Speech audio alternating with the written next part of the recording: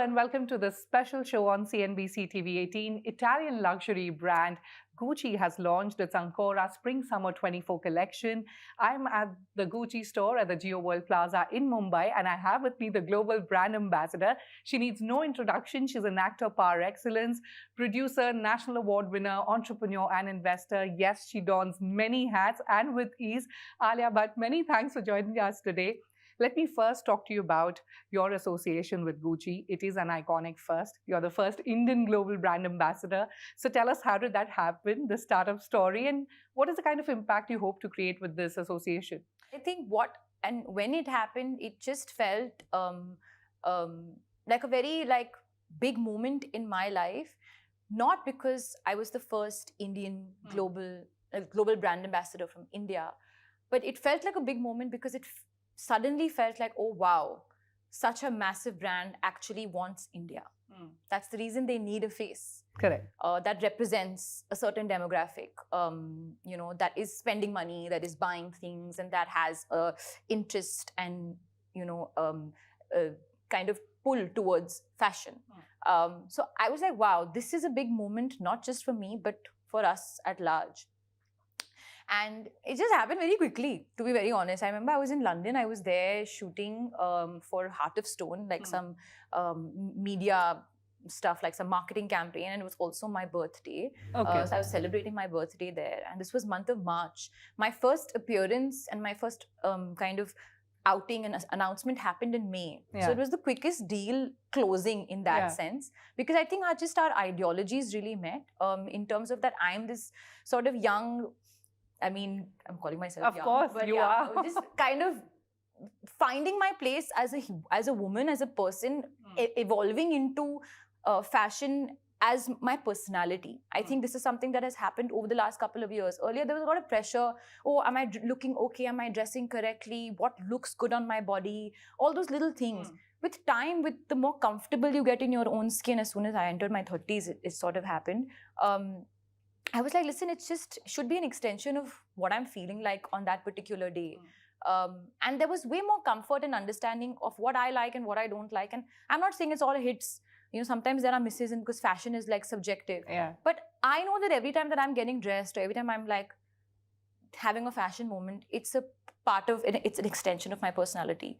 And that is what I hope to sort of put out there. And also I feel reflects beautifully with the Spring-Summer collection and just Sabato's vision for the brand. All right, so let's talk about the Ancora Spring 24 collection. As a brand ambassador, what are the top picks and what is the collection all about?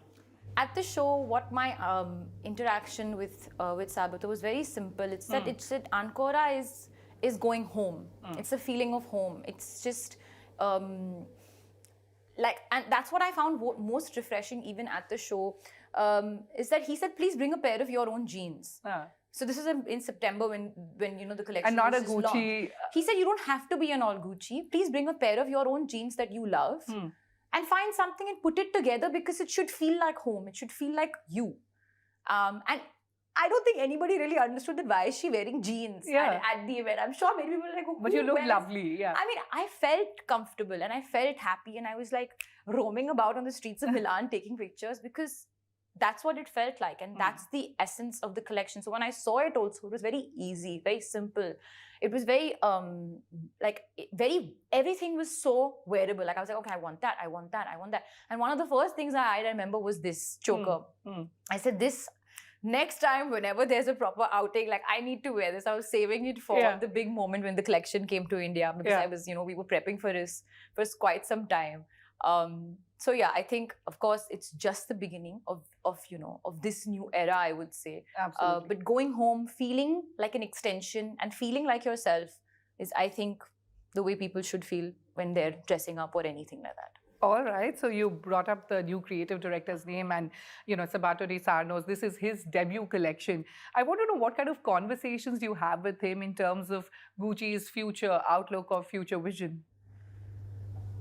I think the instinctiveness of his personality is what I most connected with, because I'm also very like that. He kind of feels very fluid and also very quiet about what he's doing, doesn't want to talk too much about it. So when you're giving him a compliment also, he'll feel really shy. Yeah. But what he likes is that just that if you're bringing yourself to the table, that's something that he enjoys the most. Like even when we were shooting for the eyewear campaign, which is now live, the idea was that it's just this girl walking through the streets of Milan in her own moment, not really posing, not really worried about the camera, kind of caught in between.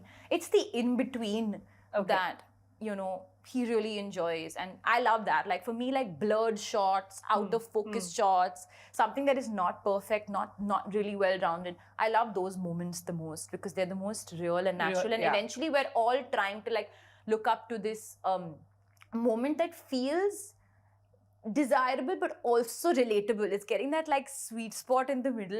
It shouldn't feel too alien at any point, but it should also be desirable, but it should also be interesting. And it should also be like, yeah, but this could be me walking down the street wearing those pair of sunglasses. That's the feeling. And that's what I felt during the shoot also. I was just like playing with my hair, looking around and all. It was so super easy. So that's the feeling that I feel with him whenever we chat and whenever we have a conversation about the brand. All right. So considering your love for saris, will we see a Gucci-inspired sari collection soon? Did you read my mind? Because literally, I'm like, that's my dream. Okay. If that happens, which I'm most definitely, I'm putting out all the energies in the universe. Wonderful. Yeah. that now to me that's a milap. All right. So that could happen. And Alia Bhatt is trying her best. Yeah. All right. I just have to pick the right moment. It has to be the perfect moment where I wear a Gucci sari. And that'll be a first. That'll be a first. And then then they'll be only making saris in India. All right. You know, we are at this Gucci store in the Jewel Plaza. And, you know, this is not the only Reliance connection you have. You sold a majority stake to Reliance Retail Ventures in Adamama. And you're now looking to enter new categories, you know, baby furniture, stories, animated series. Any timelines you can share? When can we expect those offerings to hit the market? I'll talk about the first one because there's a lot planned for this year. But since you mentioned stories and I'm a storyteller, at heart, business, I don't know how it came into my life, but actually I'm a storyteller. We can expect stories this June. All right, this June, that's pretty soon. All right, on that note, it's time for us to head into a short break, but don't go anywhere. We'll be right back and we'll continue our chat with Alia Bhatt.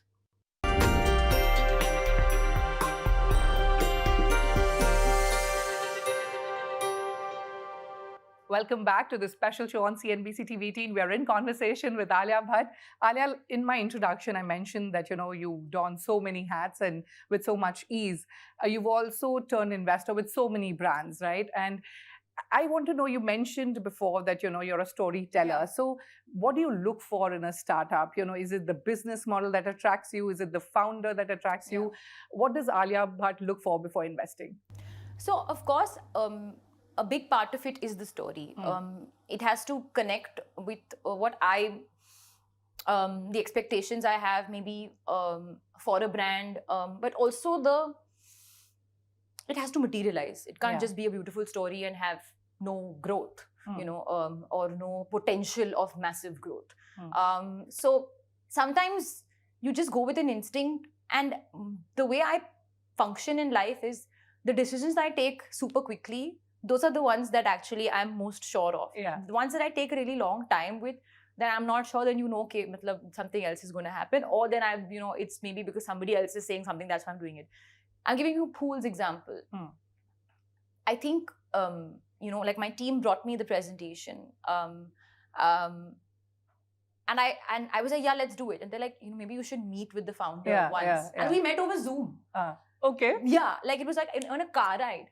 And I was like, to me, it was just the idea of it met so much with my belief of what we can do for our planet, for example. Absolutely, and Phool's basis and core of the brand is they pick up temple flower waste and they make incense out of it.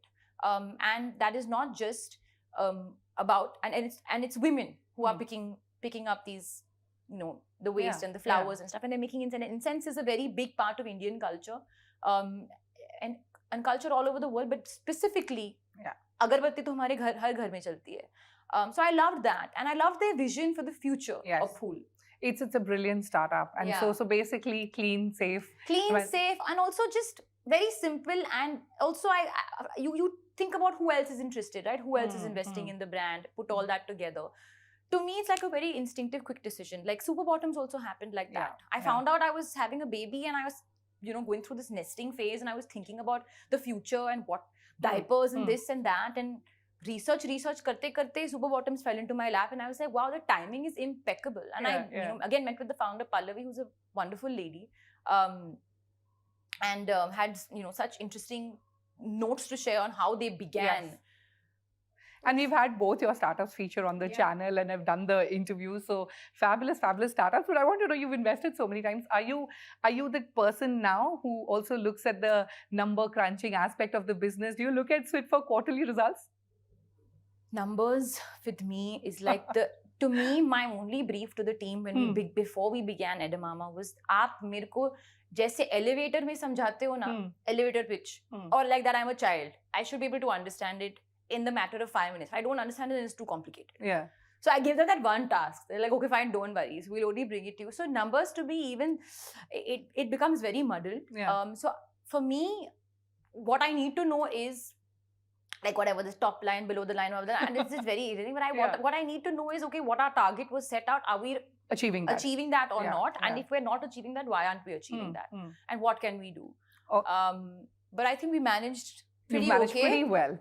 I mean, to get a giant like Reliance investing in your brand is absolutely. Yeah. All right. In an age, Alia, where sustainability is so crucial, I want to know, whatever partnerships you do, the startups you invest in, how do you ensure that they promote cleaner practices, responsible, eco-friendly practices? So ensuring on a day-to-day basis is difficult, but believing in, I think the want for the most livable planet that we're on, I think everybody shares that. Even the fashion industry, I think we're going through a big shift. I think everyone is more aware of the impact that we're creating on the environment and the planet. And everybody's slowly but surely taking responsible steps towards making that a reality, and towards ensuring that we're living and producing and manufacturing in a more conservative manner, or in a more aware manner. I think definitely we have a lot of room to cover, because maybe this should have been thought of like 2 decades ago. But I like to believe in goodness and moving forward. All right. Speaking of moving forward, let's move to some of the Hollywood project, Heart of Stone, that you've done. Any more in the pipeline, or will we see a sequel to it? I mean, not that I know of yet. I'm pretty sure anything can happen. Yeah. But I mean, for now, I'm here. But I'm looking for stuff only if it's like really something that I really want to do and I just cannot miss. Okay. Yeah, that's what's happening. All right. Let's talk about another role of yours. You turned producer with the super hit Darlings, and congratulations on Poacher. It's already a massive hit. Thank you. We can't, but ask you about your future film projects, your OTT projects, what projects your production house is working on. If you can give us a sneak peek. Just because it's happening this year, Jigra is a film that I'm co-producing along with Dharma Productions. It's directed by Vasant Bala, starring myself and Vedang Raina, and of course a whole other cast. But for now, all I can share with you is that it releases on the 27th of September, and very excited. We just wrapped the film because this is my second outing as a producer. I said this last time as well after Darlings, that every time I was on set for Darlings and in the post, and I just felt like every day was such a learning experience, and similarly has been with Jigra. In fact, with Jigra, I think I've really got into for the first time I got into budgeting, which was like I've never done before. So it was quite an interesting experience. Of course, handheld by our co-producer Marike D'Souza, and with Apurva, Dharma. They were really, really warm, and like Alia, you should learn. Come on, you're a producer now. But at Eternal, we're developing a lot of content that is in creative development at the moment. So let's see where that goes. All right. Alia, as a young mother, professional, entrepreneur, actor, whatever roles that you're in, tell, just for our viewers, if you could talk about the work-life balance, how do you achieve that? And most importantly, what is the kind of ecosystem that is required to achieve that? I think steer away from giving parenting advice, because I feel like everybody's journey is different, and I think I've come from a huge position of privilege that I can afford help, if I'm not available. But I think my husband and I very early on decided that either of us should be there available for Raha at all times. So we're all constantly splitting roles. Like if I'm traveling, he's at home. If he's at shoot, I'm at home. Because one of us wants to be with her at all times. And if we can't manage the schedule, we have grandparents ready to kind of jump up and be happy helpers. But I have to be very honest with you, the balance is never going to be easy. And it's not like women and men in our country have worked for years and brought up kids, and kids have grown up and they've just become their own person. But as a parent, as a mother, you're just always worried and nervous whether you're making the right decision or not. I think the day I became a mother, I opened my life up to worry non-stop. So I'm always worrying, and I'm just very comfortable with worrying. And all I can say is I do my best and, leave everything up to the rest. All right, Alia, we can't let you go without asking you some rapid fire questions. It's the Gucci rapid fire. Oh, God. So brace yourself. My first question, your favorite Gucci look or accessory? The choker. That you're wearing. Yeah. It was love at first sight. It was love at first sight. Yeah. Okay. Next one. Most iconic Gucci product according to you?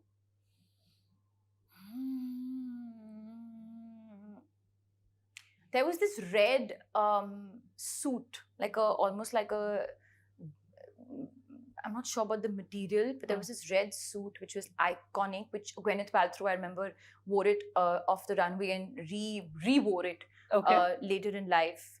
It goes back to, I think, Gucci's of the 90s, but it was a stunning piece and just extremely powerful. And, the color red on a woman always looks fantastic. Looks lovely, yeah. All right. Your pick for Raha from the Gucci collection? Actually, very kindly, when I was in New York for the Met, I was also shooting my announcement for Gucci. And because it was my first outing, the team came and gave me a beautiful dress for Raha, which she couldn't fit into at that moment. But it was a blue dress with a white collar. It was really, really cute.